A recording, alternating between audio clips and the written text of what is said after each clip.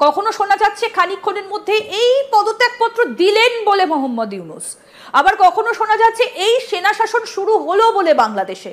মানে ভারতকে এক প্রকার কি বোকা বানানোর চেষ্টা হচ্ছে। বাংলাদেশের উপর ভারতীয় দাদাগিরির দিন শেষ, এবার স্বাধীন পররাষ্ট্রনীতিতে চলবে নয়া বাংলাদেশ। ছাত্র জনতার গণ অভ্যুত্থানের পর থেকেই ভারত বাংলাদেশের উপর থেকে সকল নিয়ন্ত্রণ হারিয়েছে। গত কয়েক দশক যাবৎ বাংলাদেশের রাষ্ট্র ক্ষমতায় নিজেদের পুতুল সরকারকে বসিয়ে এদেশের জনগণের উপর ছুরি ঘুরিয়েছে তারা। বাংলাদেশের ভাগ্য এদেশের জনগণ নয়, বরং নির্ধারণ করত দিল্লি। জুলাইয়ের গণ অভ্যুত্থানের পর বদলে গিয়েছে সবকিছু। বাংলাদেশের কাছে এখন ভারতের গুরুত্ব নেই বললেই চলে। এমন অবস্থায় বর্তমান অন্তর্বর্তীকালীন সরকারকে উৎখাত করতে একের পর এক চেষ্টা করে গিয়েছে ভারত। বাংলাদেশে সামরিক শাসন জারি করতেও ষড়যন্ত্র করে গিয়েছে তারা। এত কিছুর পর নতুন বাংলাদেশকে পরাজিত করতে ব্যর্থ হয়ে ডক্টর মোহাম্মদ ইউনূসকে আন্তর্জাতিক খেলোয়াড় হিসেবে মেনে নিয়েছে ভারত। সেনাপ্রধান এবং ডক্টর মোহাম্মদ ইউনূস এতদিন ভারতকে বোকা বানিয়েছে বলেও কান্নাকাটি শুরু করেছে পশ্চিমবাংলার মিডিয়া। কি বলছে তারা, আসুন তা দেখি। দিনভর যত নাটক সব যেন চলছে বাংলাদেশে। কখনো শোনা যাচ্ছে খানিকক্ষণের মধ্যে এই পদত্যাগপত্র দিলেন বলে মোহাম্মদ ইউনূস, আবার কখনো শোনা যাচ্ছে এই সেনা শাসন শুরু হলো বলে বাংলাদেশে। কিন্তু আসলে কোনোটাই হলো না। কিন্তু কেন জানেন, এবার অনেকে ভাবতে শুরু করেছেন যে এই যে বিবাদ অর্থাৎ ওয়াকারের সঙ্গে মোহাম্মদ ইউনূসের, এইগুলো বোধহয় একটা নাটকের অঙ্গ। তাহলে কি দুজনে একসঙ্গে বসে এই বিষয়টা ঠিক করে নিয়েছিলেন যে ইস্তফার নাটক এক প্রকার চলবে, অন্যদিকে সেনাপ্রধান ওয়াকারুজ্জামান তিনি সেনা শাসন জারির মতো একটা ব্যবস্থা করে ফেলবেন, সবকিছু ঘিরে ফেলবেন যাতে পালাতে না পারেন মোহাম্মদ ইউনূস। মানে ভারতকে এক প্রকার কি বোকা বানানোর চেষ্টা হচ্ছে। এই প্রশ্নগুলো কিন্তু ইতিমধ্যেই বারবার করে উঠে আসছে। তাহলে কি এটা বলা যায় যে একসঙ্গে বসে লিখেছেন সেনা শাসন আর পদত্যাগের নাটকের এই চিত্রনাট্য? সবথেকে বড় স্ট্রেংথ আপনার যেটা আছে, ওনার নোবেল প্রাইজ আছে। আজকে বিশ্বের যে কোনো জায়গায় আপনি যান, বা এখন বাংলাদেশে যখন আপনি ওনার সঙ্গে আগেনস্টে আপনি কিছু বলেন কি দেখুন উনি এ করছেন ও করছেন, ওনারা মানতে রাজি নয়। বলে না না, এত নাম করার লোক, আর সত্যিকারে উনি নাম করার লোক, উনি একটা নোবেল লরিয়েট আছেন। ইলেকশন ইনি বসার পর আপ টু নভেম্বর এনার রিলেশন দেখুন কিরকম ছিল। আপনি দেখবেন ক্লিন্টনের সঙ্গে না রিলেশনটা দেখুন আপনি, ক্লিন্টন ফাউন্ডেশন সঙ্গে সেপ্টেম্বর 2024-এ উনি গিয়েছিলেন আমেরিকায়।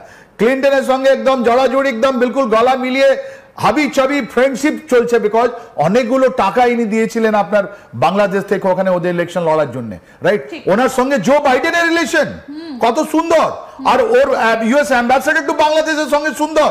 ইনি ডিপ স্টেট, ইনি আমেরিকান একটা এজেন্সি হয়ে কাজ করতে আজ কেউ করছেন ইনি। দ্যাট ইজ দ্য, ইনি সবথেকে বড় ম্যানিপুলেটর।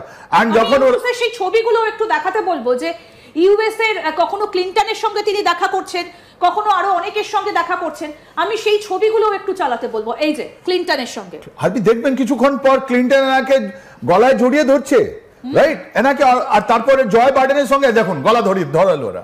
তারপর আপনি দেখবেন এর জয় বাইডেনের সঙ্গে রিলেশনশিপ কত দারুণ। কিন্তু নভেম্বর পর কি হলো জানেন? যখন এদের রিপাবলিকান জবে থেকে এসছে, ট্রাম্প এসছে, তখন আপনি দেখবেন এটা এলেন মাস্কের সঙ্গে, যিনি ট্রাম্পের খুব ক্লোজ লোক, ওনাকে বিজনেস অফার দিয়ে দিলেন। ইনি বললেন আমি স্টারলিংককে আমি আনছি বাংলাদেশে, বাংলাদেশে যতগুলো আপনার সঞ্চার বিভাগ আছে, যতগুলো জিনিস আছে বিক্রি করে দিলেন। তার মানে ইনি একটা গ্রুপ ছেড়ে অন্য গ্রুপ থেকে খুব ভালোভাবে মিশে। ডোনাল্ড ট্রাম্প আমেরিকার রাষ্ট্রপতি নির্বাচিত হওয়ার পর পশ্চিমবাংলার দাদারা আনন্দ উল্লাস করে বলেছিলেন ডক্টর ইউনূসের দিন নাকি শেষ। ডক্টর ইউনূস বারবার ভারতকে উদ্দেশ্য করে বলে গিয়েছিলেন বাংলাদেশকে অশান্ত করার চেষ্টা করে ভারত নিজেও শান্তিতে থাকতে পারবে না। ডক্টর ইউনূস যে একজন আন্তর্জাতিক খেলোয়াড়, এখন পশ্চিমবাংলার দাদারা নিজের মুখেই বলছে। বাংলাদেশের ছাত্র জনতা চাওয়ালাকে রাষ্ট্র ক্ষমতায় বসায়নি যে ভারত চাইলেই তাকে উৎখাত করে ফেলবে। সেনাপ্রধান জেনারেল ওয়াকারুজ্জামান এবং প্রধান উপদেষ্টা ডক্টর মোহাম্মদ ইউনূসের মাঝে দূরত্ব সৃষ্টি করার চেষ্টা করছে ভারত। ভারতের সেই পরিকল্পনা ব্যর্থ হয়েছে। পশ্চিমবাংলার দাদারা নিজেরাই বলছে ভারতকে বোকা বানিয়েছে সেনাপ্রধান এবং ওয়াকারুজ্জামান। ডক্টর মোহাম্মদ ইউনূস নতুন বাংলাদেশের সংস্কারের আগ পর্যন্ত রাষ্ট্র ক্ষমতায় থাকবে, তা ভারতের পছন্দ হোক কিংবা না হোক।